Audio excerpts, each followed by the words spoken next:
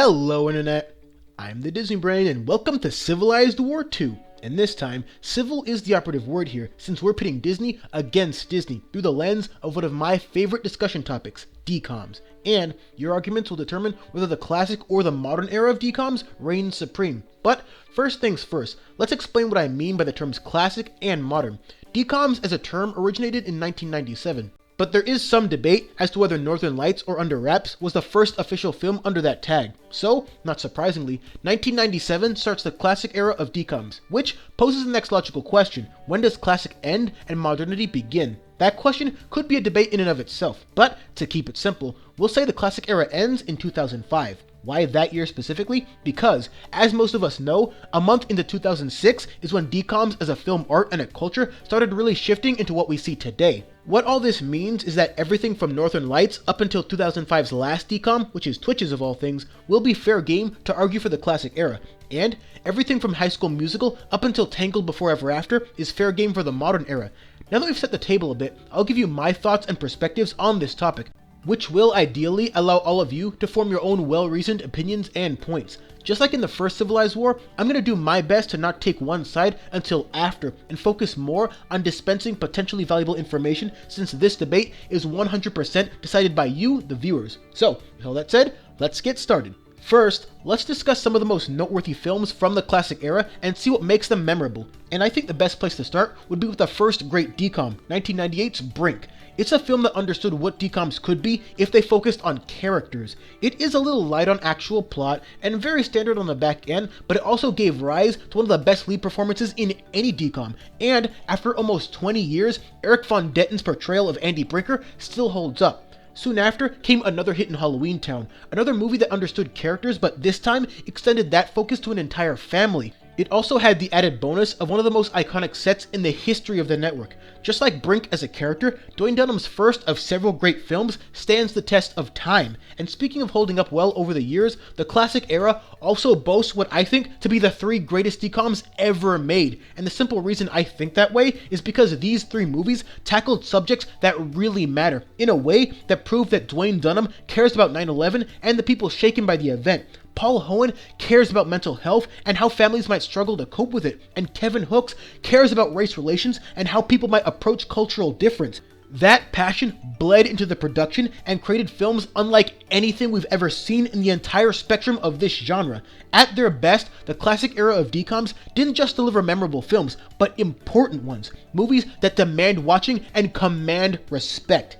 Now let's turn our focus over to the modern era. The biggest thing separating the two eras is that the modern era has a much heavier focus on producing either musicals or movies based around music. That mentality gave us the first two High School Musical movies, the Camp Rock films, Lemonade Mouth, the Cheetah Girls sequels, amongst others. This major shift gives the modern movies a big advantage in one obvious area: soundtracks. And excluding the original Cheetah Girls, which in many ways feels like a fusion of both eras, the best soundtracks on the network, both in terms of the musical acumen as well as enhancing the overall film, belong exclusively to the modern era. But make no mistake, the modern era knows how to deliver a more traditional film as well. Look no further than 2007's Jump In, a movie that rightly earned Paul a Directors Guild Award. It not only embraces this powerful balance of aesthetic, environment, and music, but it also conveys a powerful narrative about gender stigmas. The classic era was prone to delivering more generic characters at times, especially in some of their worst films.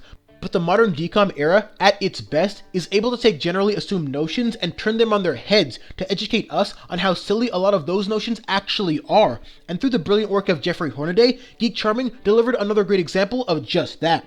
There's obviously a ton of films that could be brought up to support either claim or make a completely different argument. There's over 100 DCOMs after all. But I think the main thing about both eras at their best is this: the classic era wanted to tell important stories, and when they did, the DCOMs that resulted can be called some of the all-time best.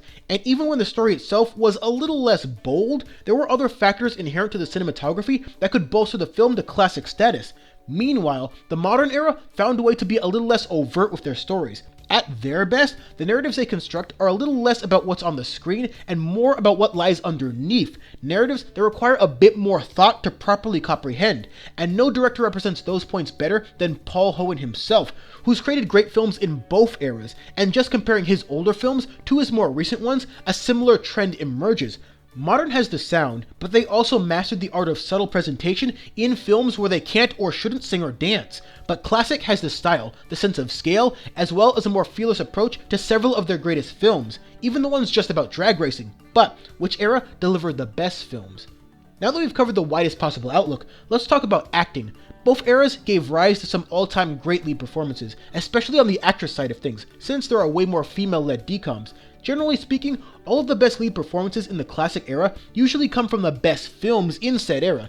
Look no further than The Color of Friendship, in which both lead actresses present give two of the all-time best performances in a very stacked field. A field so stacked, in fact, that not even Britt Robertson herself could be placed higher than honorable mention back when I made that top 10. But, that having been said, I do think the modern era might have the classic era beat in that category. I just described the impressive performances by a pair of lead females, but that could also easily describe Lemonade Mouth even more so. Bridget Mendler delivers what I believe to be the greatest lead performance in any DCOM, to say nothing of the fact that Selena Gomez and Hayley Kiyoko are just a few spots lower. Similar to how I mentioned that the classic era had some of the best and most important movies, the modern era has some of the best lead actress portrayals. However, this area becomes a little more even split when you look specifically at the leading men, because for every Ricky Ullman, you've got a Sterling Knight, and for every Eric Von Detten, you have a Zac Efron. And even going a little further down the tiers and looking at great performances from AJ Troff or Matt Prokop, a similar trend of balance takes shape.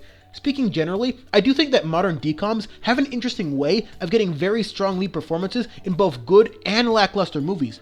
But the classic DCOMs, interestingly enough, have enough built around the Ryan Merrimans, the Kirsten Storms, and the Andy Lawrences of the world that they often don't really need to carry the film completely. Without Sterling Knight, Starstruck would have gone from somewhat passable to god-awful, and I think a similar argument can be made for Debbie Ryan in terms of making Radio Rebel a better film. Without her careful, patient progression in that movie, a really good and somewhat underrated movie would have been considerably worse. Conversely, if you take AJ Troff out of You Wish, you still have Paul's direction and an interesting concept, not to mention Lalaine and a surprisingly good Spencer Breslin as backup, so the overall quality probably wouldn't be affected as much. In many ways, the classic DCOMs are much less bound to the acting quality of their actors relatively speaking, for better and sometimes for worse. Meanwhile, some of the best and the worst modern DCOMs owe a lot more to the quality of their acting. And a lot of that goes back to what I discussed before about the subtlety that modern DCOMs embrace versus the more frontward-facing classic era. And what I think we can all agree on is that both perspectives have their own advantages and challenges. But which era gave us the best lead characters? With supporting characters, it's a little harder to make the argument for the most obvious reason. They usually don't have enough impact on the overall film to make it that much better or worse, but some definitely stand out from both eras. David Reavers and Allison Reed are both absolutely essential parts of Jump In and High School Musical respectively, and on the classic side of things, you can say the same thing about Johnny Tsunami's Kari Hiroyuka Tagawa and Halloween Town's Judith Hogue. All of these actors and actresses do very well in their roles to assist and influence the lead characters, as well as representing specific perspectives that need to exist in their respective movies to allow those same leads to grow and develop. But which era had the most essential supporting characters? Now, let's shift gears a bit and discuss the less appealing side of both eras. Modern DCOMs gave us Frenemies and Zapped, and if only for that reason you side with the classics, I will not blame you. They are both putrid, abysmal, cringe-filled screw-ups that miss the mark in every possible way, and then they go one step beyond even that by creating new marks out of thin air and then missing those. And beyond that, Twitches 2 isn't any good, Den Brother is mediocre at best, Sharpay's Fabulous Adventure I just never want to talk about, and not even the Cheetah Girls 2, which is far better than any of the other films I just listed, is anything more than a great soundtrack for a film that has noteworthy shortcomings in almost every other area. The worst films in the modern era reek of such putrid stench that if you told me that Zapped was filmed on a dare just to see what Disney Channel would be willing to put up with, not only would I believe you, but it would still be more plausible and less intellectually offensive than anything that happens in the actual film. All of that might seem like a clear sign that modern DCOMs should lose out in this category. But for everything I said about Zapped, multiply it by 15 and apply that to You Lucky Dog. Lord almighty, Zapped may have offended my intelligence, but this movie buried it alive. The single most wretched, vile, broken chimera of a film that claims to be a DCOM, but feels like anything but.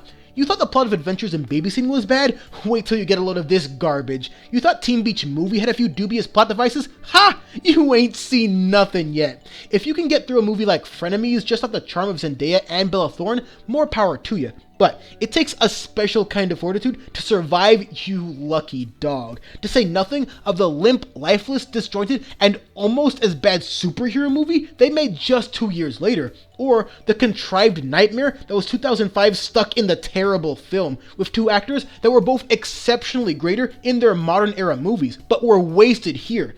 While modern DCOMs have had some not so successful projects, I do think a lot of the less popular ones are actually heavily underrated, because even the ones that aren't overly impressive at first glance give us something interesting to discuss. Again, going back to the subtlety point, quality beneath the surface. And some of the best films, just in general, often don't feel the need to be overt with what they're really talking about. And all of you guys know that better than anyone, because it's the same argument I've made about several of Paul Hoen's best films for almost 2 years now. But what often gets lost in the bigger picture is just how bad some of the classics were. Not just because when you embrace a less subtle style, everything that doesn't work is easier to see, but also because those movies aren't the ones anyone remembers. Or at least I really hope nobody remembers Hounded, to say nothing of the even worse canine-themed movie on the tail end of the era.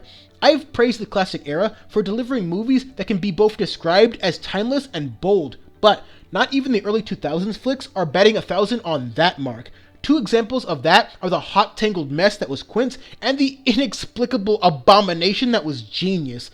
Quince gets points for attempting an important family drama centered around a very sizable change in the family dynamic, as the title suggests, and having Halloween Town's Kimberly J. Brown as the lead did provide some really good moments. But this movie is so unfocused and so tone-deaf, and the writing and teleplay is so underwhelming that it has more in common with Adventures in Babysitting than any of the vastly superior family-oriented movies of either era.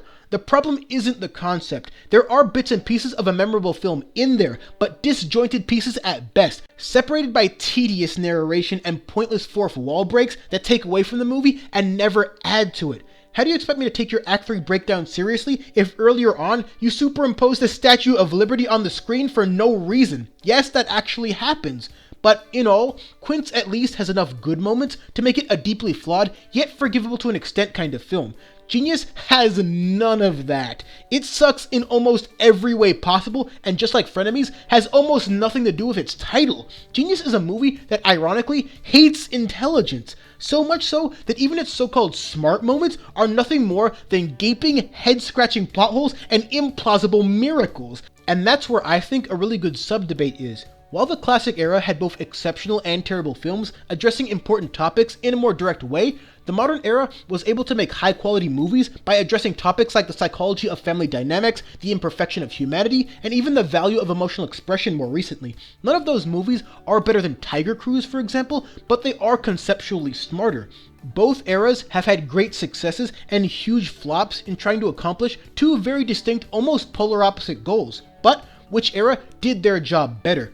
And finally, let's talk about direction and production, aspects that may not matter to you, but as we've discussed, make a sizable difference. While by no means an exact science, bad directors usually make bad films and are quickly shown the door by the network, while great filmmakers keep making consistent products and are often brought back by the network based on that earned goodwill. The classic era of directing easily belongs to Dwayne Dunham, Greg Beeman, and Steve Boyum.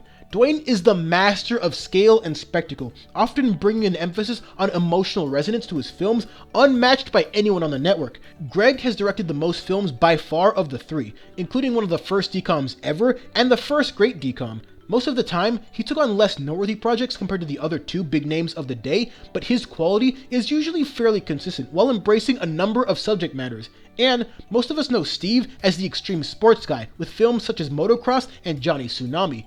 I mentioned earlier how the modern era makes musicals and music movies more of a priority. In the same way, the classic era made sports movies a much larger priority, as each of these directors helped cultivate at least one quality movie within that genre. The modern era is more defined by Kenny Ortega, Stuart Gillard, Jeffrey Hornaday, and of course, Paul's more recent films. These guys make movies in a completely different way compared to their DCOM predecessors. They've all made exceptional films, and some less than stellar ones, but one thing the modern directors consistently do, even the really good single film directors, is understand the narrative they want to convey. They all have, in one way or another, made very tiny details matter because of how they build to a larger point.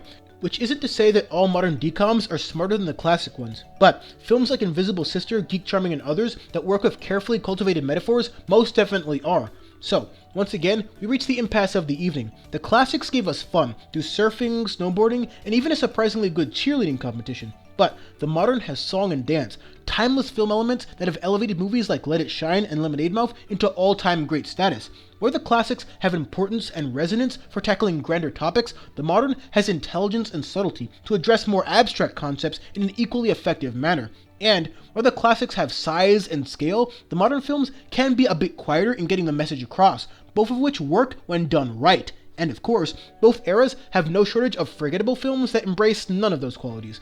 There are plenty of exceptions to these trends on either side, but I thought it would be helpful for all of you debating such a broad topic to try as best I can to create generalities, not as rules, but as starting points. Just like how when we debated Disney Channel and Nickelodeon, we created a general assumption about how Nick's best shows and characters embrace zanier personalities, while Disney's best shows and characters can also be wacky, but much less so. In conclusion, both the classic and the modern era have undeniably created some of the best art on the network. Some are great, some are good, some are just okay, and some are just horrifyingly bad. But through it all, I'll always stand by this statement. DCOMs have done a lot more right than wrong, and even if the next 5 movies against all odds turn out to all be duds, I think that statement will still hold true. So now that I've inundated you all with copious amounts of information, it's now your turn to make the case for what DCOM era reigns supreme. You can use any and every movie in the book to make your argument, and that's really why I chose this topic, because you can make points about Rip Girls, circle around to the Wizards movie, and then end on Jumping Ship and The Other Me if you really wanted to. The possibilities are limitless, and if the movie is in a weird gray area like 16 Wishes or A Stitch in Time, use it anyways. And, just as a reminder, the modern era begins with 2006. Just like last time, I'll be reading all of your comments and assigning points to either side based on the case you present. You can argue completely for one side or argue for both. And after about a week, I'll tally up the final scores and will crown either the modern or the classic era as king. And the commenter who makes the best overall argument, i.e. earns the most points, will get to choose the next movie I review, DCOM or otherwise. And it can literally be anything, even films I said I'd never review, assuming of course I can actually find it. But I've talked enough. Hopefully, I've given all of you some decent information as a basis because this war is all about you. So, debate each other, argue about the films, heck, challenge something I said here, but please, do so in a civilized manner. That is, after all, why I named it this way. So, let the debates begin, and I'll see you all on the other side. And of course, thanks for watching and participating.